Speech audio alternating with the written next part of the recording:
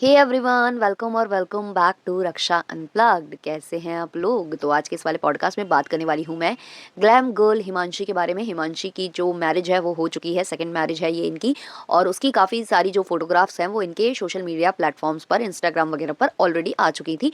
लेकिन आज जो है हिमांशी ने एक व्लॉग भी शेयर किया है जिसमें उन्होंने अपने इंगेजमेंट का लुक, अपनी मेहंदी और कुछ फोटोग्राफ्स शेयर की हैं और बताया है कि आगे आने वाले व्लॉग्स में वो इंगेजमेंट सेरेमनी और ये सब दिखाएंगी। हालाँकि जो देखो, जो हिमांशी है वो पहले ही बोल चुकी थी कि वो ना अब व्लॉग्स नहीं करेगी क्योंकि उसे व्लॉग्स में उतना इंटरेस्ट नहीं है। और मैंने आज वाला व्लॉग भी देखा, मुझे ऐसा लगता है कि उसमें ना कॉन्फिडेंस की कमी सी मुझे अब नोटिस होने लगी है, जो चीज़ मैंने पहले इनके व्लॉग्स में नोटिस नहीं की है। मतलब अभी ऐसा लग रहा था कि वो क्या बोले जा रही है, अपने आप में पता नहीं क्या बोलने की कोशिश कर रही है, बस उसे कुछ बोलना है, कन्वे करना है, लेकिन वो एग्जैक्टली चीज़ें बोल नहीं पा रही है। ऐसा अभी ना मैं उनके बैक टू बैक कुछ व्लॉग्स में देख रही हूँ जो उन्होंने लॉन्ग वीडियोस शेयर किए हैं, जब भी वो क्वेश्चन आंसर वाला पार्ट लेकर आई हैं, या जब भी वो जो सेकंड मैरिज से रिलेटेड जब भी बात करती है ना, मतलब ऐसा नहीं है कि वो खुश नहीं नजर आती या मतलब वो कुछ ऐसा प्रॉब्लम है, नहीं। बट ऐसा लगता है कि कॉन्फिडेंस की कमी हो गई है बोलने से। मतलब एक होता है ना कि मैं क्या बोल रही हूँ, कहीं मैं कुछ गलत ना बोल जाऊँ, कहीं मैं कुछ ऐसा बोल दूँ तो इसका मुद्दा बन जाए, ये क्रिएट हो जाए। ऑलरेडी उन पर इतने सारे जो एलिगेशंस हैं वो लग रहे हैं। तो ये सारी चीज़ें मैंने नोटिस की हैं। तो सारा कुछ मैं इस वाले पॉडकास्ट में डिस्कस तो करूंगी, लेकिन उससे पहले चैनल पर नए हो या अभी तक आपने हमारे चैनल को सब्सक्राइब नहीं किया है तो प्लीज सब्सक्राइब करना, बेल बटन पर हिट कर देना, वीडियो को कर देना अभी से एक लाइक, क्योंकि बाद में आप लाइक करना भूल जाते हो, और भर भर के दबा देना हाइप। चलिए शुरू करते हैं। तो देखो, हिमांशी और ऋषि का जो मैरिज है वो एंड हो चुकी थी, जिसकी जानकारी खुद जो ऋषि हैं उन्होंने ब्लॉग बनाकर बताया था कि उनका ना out of the court settlement वगैरह कुछ ऐसा हुआ है, क्योंकि उनके ऊपर बहुत सारे जो एलिगेशंस है वो हिमांशी ने लगाए थे, उनके ऊपर काफ़ी सारे केसेस जो है डाल दिए गए थे। मतलब उनको बेल वेल करानी पड़ गई थी, इतने भारी भरकम जो केसेस थे वो उनके ऊपर थे।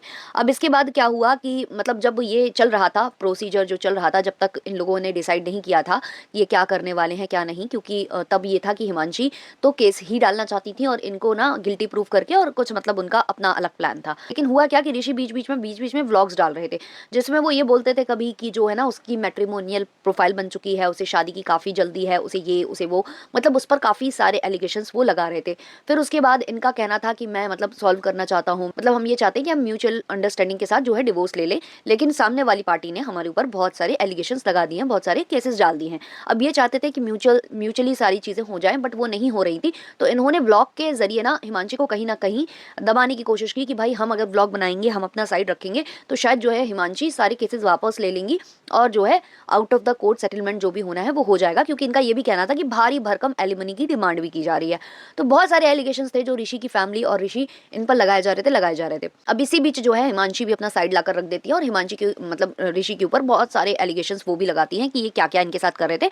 मतलब ऑल इन ऑल इनकी जो मैरिज है वो बहुत टॉक्सिक हो चुकी थी। उसके बाद जब हिमांशी ने बोलना स्टार्ट किया तो ऋषि और हिमांशी दोनों ही फिर शांत हुए।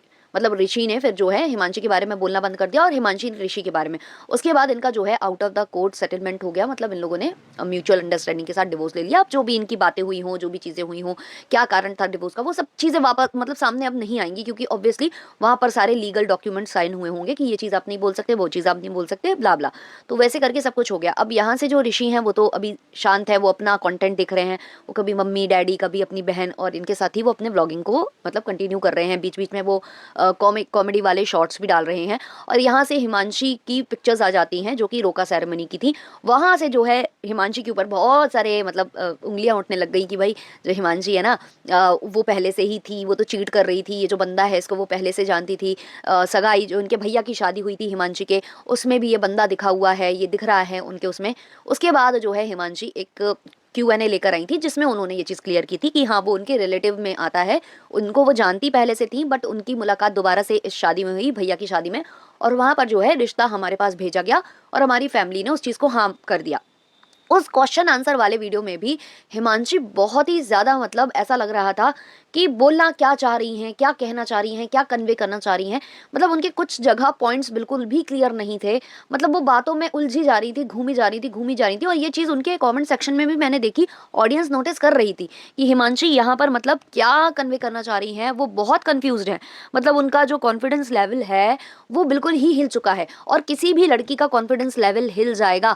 देखो यार, इनकी जो मैरिज थी वो जैसी भी थी, पहली बार में ये लोग अलग हुए, फिर उसके बाद इन्होंने डिसाइड किया कि एक और चांस देते हैं, दोनों साथ साथ में आए, फिर ये अलग हो गए, फिर इतने सारे एलिगेशंस, फिर पहले से ही ये एलिगेशन लग जाना कि ये तो भाई मतलब चीट कर रही थी, ये तो लड़कों के साथ यहाँ जाती थी वहाँ जाती थी। कुछ वॉइस नोट्स उनके जो है वायरल कर दिए गए थे जिसमें वो थोड़ी अब्यूजिव लैंग्वेज का इस्तेमाल कर रही थी। तो बहुत सारी चीज़ें उनको लेकर इतनी आ चुकी थी ना कि एक हो जाता है कि अब मैं अगर अपने सोशल मीडिया प्लेटफॉर्म पर जाकर कुछ बोलती हूँ तो पता नहीं मुझे किस तरीके से देखा जाएगा, क्या ऑडियंस मेरी बात को समझेगी, क्या मुझे पसंद करेगी, क्या मेरी बातों को मानेगी ऑडियंस या नहीं मानेगी। तो वो ना एक डर होता है अंदर।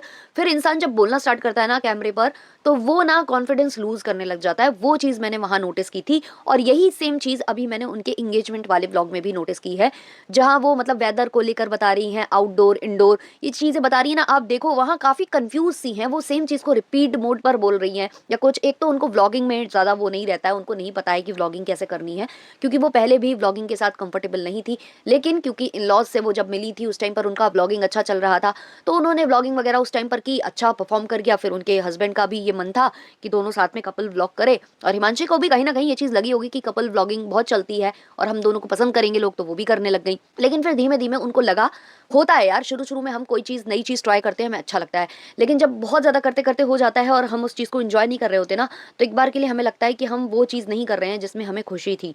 तो वो चीज़ उन्होंने बाद में बोली भी थी कि मुझे फोर्सफुली कहा जाता था कि नहीं कंटेंट नहीं रुकना चाहिए, व्लॉगिंग नहीं रुकेगी, और मेरा वो मन नहीं था वो करने का, लेकिन मैं कर रही थी। और उस पर भी लोग बोलते कि वो बच्ची नहीं है उसको जबरन कर दिया, बट नहीं यार, कई बार इंसान प्यार में भी वो चीज़ें करता है। तो अब उन्होंने डिसाइड कर लिया है कि आप वो व्लॉगिंग तो नहीं करेंगी। हाँ, बीच बीच में जैसे उन पर कोई एलिगेशंस लगते हैं, उनसे कोई क्वेश्चन पूछा जाता है, तो वो वैसे वीडियोस क्रिएट करेंगी। अभी जैसे अभी आप इनके 2-3 वीडियो तो देखोगे, जैसे कि ये वाला अभी सगाई वाला आएगा, मेहंदी फंक्शन, और ये सारे आपको दिखाई दे जाएंगे। उसके बाद डेली व्लॉगिंग का मुझे नहीं पता है कि वो कितना करेंगी कितना नहीं करेंगी। अभी जो उनका ब्लॉग आया है उसमें जो उनके हस्बैंड है वो आए भी थे थोड़ी देर के लिए ब्लॉग में, लेकिन वो अभी कैमरे पर ऐसे आए नहीं है, सामने से कुछ बोले नहीं है।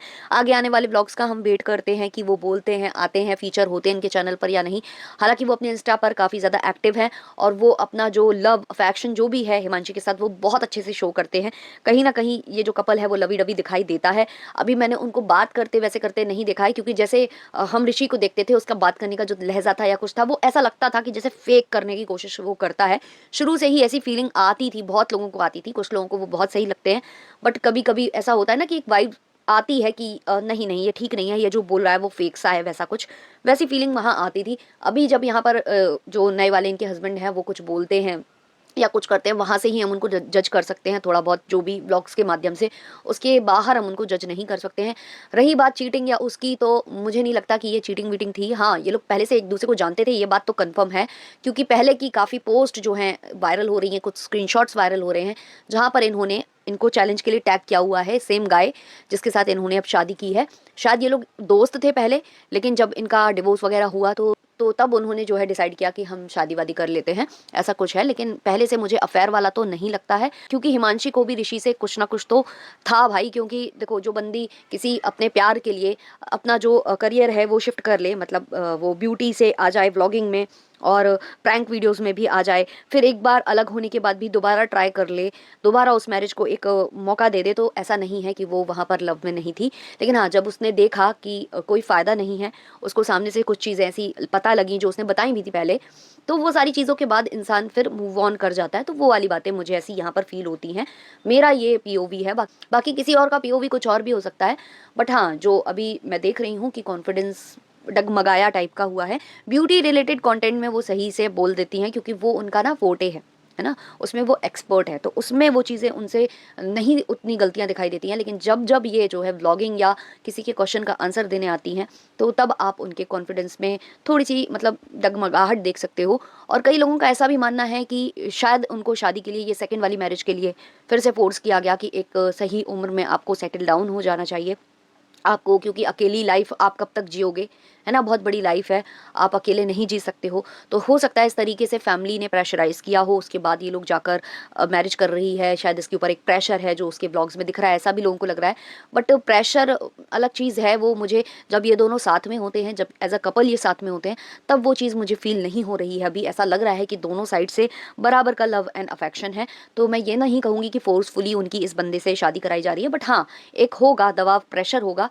जो बहुत ही आनन फानन में ये चीज़ें हुई ना, मतलब यहाँ से कट्टू आपका डिवोर्स हुआ है, आपका out of the court settlement या जो भी हुआ है, म्यूचुअल अंडरस्टैंडिंग या जो भी, उसके बाद आप कट्टू यहाँ पर तुरंत के तुरंत रोका सेरेमनी की पिक्चर्स आ जाती हैं और उसके कट्टू कुछ ही दिनों बाद आप जो है मतलब ऑफिशियली मैरिड हो जाते हो, आप उसका अनाउंसमेंट कर देते हो। तो कहीं ना कहीं थोड़ा आनंद फानंद ज़्यादा लग रहा है, जल्दी बाजी ज़्यादा यहाँ पर मुझे नज़र आ रही है।